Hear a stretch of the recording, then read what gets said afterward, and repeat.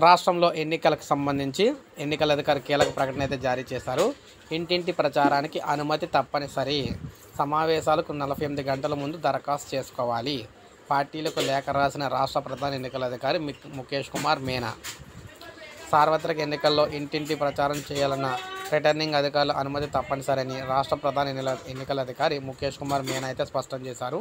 సభలు, సమావేశాలతో పాటు కరపత్రాలు పంపిణీ చేయాలని కూడా సువిధ యాప్ ద్వారా లేదా నేరుగా రిటర్నింగ్ అధికారుల వద్ద అనుమతులు తీసుకోవాలని సూచించారు. ఈ మేరకు అన్ని రాజకీయ పార్టీలకు కూడా ఆయన అయితే పంపారన్నమాట, లేఖలు పంపారు.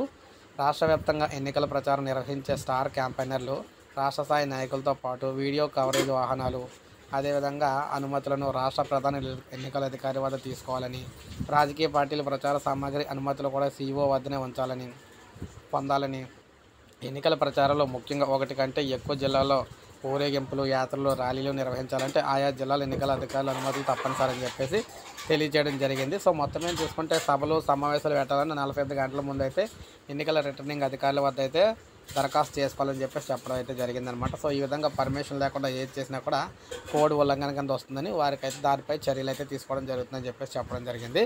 సో ఇది మనకి లేటెస్ట్ అప్డేట్. ఒక లైక్ చేయండి, సబ్స్క్రైబ్ చేసుకోకపోతే మన ఛానల్ సబ్స్క్రైబ్ చేసుకొని ఫాలో అవుతారు.